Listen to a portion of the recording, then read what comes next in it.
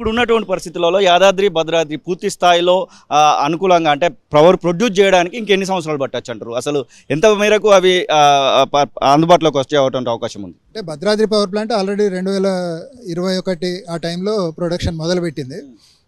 కానీ యాదాద్రి ఇంకా కాలేదు. ఈ 2 కల్లా దాని ప్రొడక్షన్ మొదలవుతుందని చెప్తున్నారు. కానీ ఇక్కడ సమస్య ఏంటంటే యాదాద్రి పవర్ ప్లాంట్ విద్యుత్ ఉత్పత్తి ఖర్చు ₹6 6.5 అనేసి ఇప్పుడే అంచనా ఉంది. అది ఎంతవరకు పోతుందో తెలియదు. ఉత్పత్తి కేంద్రం దగ్గర మనకు 6.5 అంటే వినియోగదారుడి దగ్గరకు వచ్చేసరికి ₹8 నుంచి ₹10 అవుతుంది.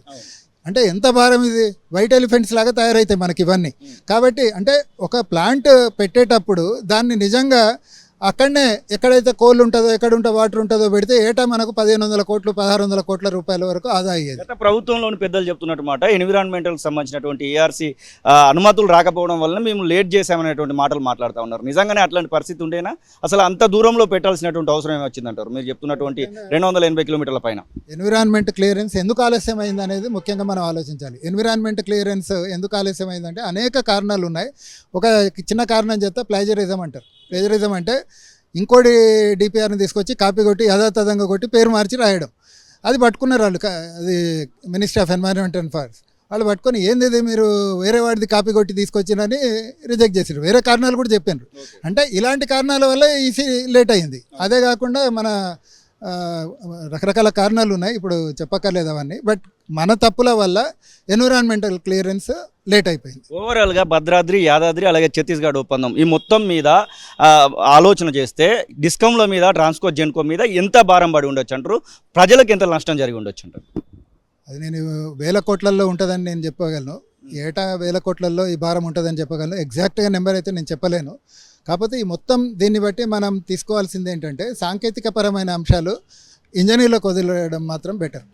ఇప్పుడు ఉన్నటువంటి పరిస్థితులలో కాళేశ్వరంది కూడా ఒక విచారణ జరుగుతూ ఉంది. ఒకవైపు ఎలక్ట్రిసిటీది నడుస్తూ ఉంది. కాళేశ్వరం విషయంలో కూడా మీరు కాళేశ్వరం ఎత్తిపోతల కాదు తిప్పిపోతల అని చెప్పేసి ఒక పుస్తకాన్ని కూడా రిలీజ్ చేసినటువంటి సందర్భం ఉంది. కాళేశ్వరంను ఎంక్వైరీ చేసేటువంటి కమిషన్ కూడా పిలిస్తే పోవడానికి మీరు సిద్ధంగానే ఉన్నారా? ఆల్రెడీ నేను సబ్మిషన్ చేశాను. జస్టిస్ పినాకే కమిషన్ ముందు డీటెయిల్డ్ చంద్రఘోష్ గారి దగ్గర డీటెయిల్డ్ సబ్మిషన్ చేశాను. వాళ్ళు పిలిస్తే ఇన్ఫర్మేషన్ ఇవ్వడానికి సిద్ధంగా ఉన్నాము. దాదాపు అక్కడ కూడా జరిగింది ఇదే. అంటే ఒక ప్లాంట్ ఇక్కడ పవర్ ప్లాంట్ లొకేషన్ ఎట్లా జరిగిందో మేడిగడ్డ లొకేషన్ అట్లనే జరిగిందని మేము అనుకుంటున్నాము. దానివల్ల తెలంగాణ ఎన్ని ఇబ్బందులు పడుతుంది అనేది కూడా మనం చూస్తున్నాం. ఇప్పుడు మీరు సలహాలు ఇవ్వండి రఘు గారు అని చెప్పేసి ఒకవేళ ప్రభుత్వం మిమ్మల్ని పిలిస్తే, అంటే మీరు ఆల్రెడీ ఉద్యోగంలో ఉన్నారు, మీకంటూ పొజిషన్స్ అయితే నడుస్తూ ఉన్నాయి. మీరు గత ప్రభుత్వంలో క్వశ్చన్ చేయడం వలన డిమోషన్స్ అవన్నిటి గురించి కూడా ఇప్పుడు ఉన్నటువంటి ముఖ్యమంత్రి అసెంబ్లీ సాక్షిగా మాట్లాడినటువంటి సందర్భాలు ఉన్నాయి. పేరు అప్రస్తుతం అంటున్నాయి. ఒకవేళ సలహాలు ఇవ్వండి అని చెప్తే మీరు పోవడానికి సిద్ధంగానే ఉన్నారా? సలహాలు ఇప్పుడు ఉన్నటువంటి పరిస్థితులను మార్చడానికి సలహాలు అడిగితే దాదాపు 25 ఏళ్ల సమయం నుంచి కూడా చేస్తున్న పని అదే. మేము సలహాలు ఇస్తూనే ఉన్నాం, కంటిన్యూ చేస్తూనే ఉంటాం. భవిష్యత్తులో కూడా మేము మా వైపు నుంచి ఏం సలహాలు అవసరమవుతాయో ఎక్కడెక్కడ కరెక్ట్గా లేదో అలాంటి అంశాల మీద చెప్పడానికి ఎప్పుడైనా సిద్ధంగా ఉంటాము, చెప్తూనే ఉంటాం. 200 యూనిట్లకు సంబంధించినటువంటి ఒక ఇష్యూ బాగా నడుస్తూ ఉంది. 200 యూనిట్లు 80 లక్షల మంది కుటుంబాలకు అయితే ఫ్రీగా విద్యుత్ ఇస్తున్నటువంటి సందర్భం. దీని భారాన్ని మోయాల్సినటువంటి బాధ్యత ప్రభుత్వానికే ఉంది. దాని విషయంలో ఇప్పుడు లోకల్లో ఉన్నటువంటి యాదాద్రి పవర్ ప్లాంట్ ఇంకా లేదు, ఇంకా బయట నుంచి కొనాల్సినటువంటి అవసరం ఉంది. ఈ విషయంలో ఏమైనా సలహాలు ఇవ్వాలనుకుంటే? అంటే ముఖ్యంగా ఇప్పుడు విద్యుత్ సంస్థలు తీవ్రమైన ఫైనాన్షియల్ క్రైసిస్లో ఉన్నాయి. అంటే మొత్తం అప్పుల ఊబిలో కూరుకుపోయి ఉన్నాయి. వీటిని బయటపడేయడం అనేది చాలా తక్షణ కర్తవ్యం. ఇదేంటంటే ఒక టిప్ ఆఫ్ ద ఐస్బర్గ్. అంటే ఈ భారాలు అనేవి నిజంగా చాలా చిన్నవి. 200 కోట్ల రూపాయలు ఏటా, 200-300 కోట్ల రూపాయలు ఏది మన ఉచితం. కానీ ఇక్కడ చూస్తుంటే అనవసరంగా ఇన్ని 1000 కోట్ల రూపాయలు ఎందుకు పెట్టాము? నిజంగా పేద ప్రజలకు ఉపయోగం వచ్చే స్కీమ్ అది. నిజంగా 200 యూనిట్ల వరకు పేదలకు అది కూడా ఇవ్వడం అనేది చాలా మంచి స్కీమ్. కానీ అలాంటి స్కీమ్స్ ఇంప్లిమెంట్ చేయాలంటే మనకి ఏం సమస్య వస్తుంది? ఇప్పుడు ఈ దుబారా జరుగుతుంది. మొత్తం విపరీతమైన 1000 కోట్ల రూపాయల దుబారా అయ్యేసరికి ప్రభుత్వాలకు కూడా ఒక ఇబ్బందికరమైన పరిస్థితులు వస్తున్నాయి. కాబట్టి భవిష్యత్తులో ఇలాంటి తప్పులు జరగకుండా చూడడం అనేది చాలా ముఖ్యము. అట్లనే పేద ప్రజల్ని ఇగ్నోర్ చేయడానికి కూడా లేదు.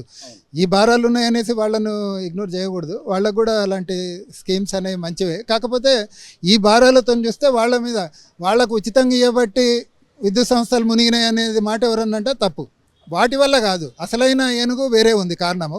చివరగా సీఎండి అప్పటి సీఎండి ప్రభాకర్ రావు తప్పిదాలు ఏమన్నా ఉన్నాయనుకోవచ్చా? ఎందుకంటే ప్రతిదాన్ని అప్రూవ్ చేసుకుంటూ వెళ్ళడం, ప్రతిదాన్ని ప్రభుత్వం చెప్పిన దాన్ని అప్రూవ్ చేసుకుంటూ వెళ్ళడం, కనీసం ఇది కరెక్ట్గా వెళ్ళడం లేదని చెప్పడం, చేయలేనటువంటి పరిస్థితులలో ప్రభాకర్ రావు అయితే వివరించినటువంటి సందర్భం.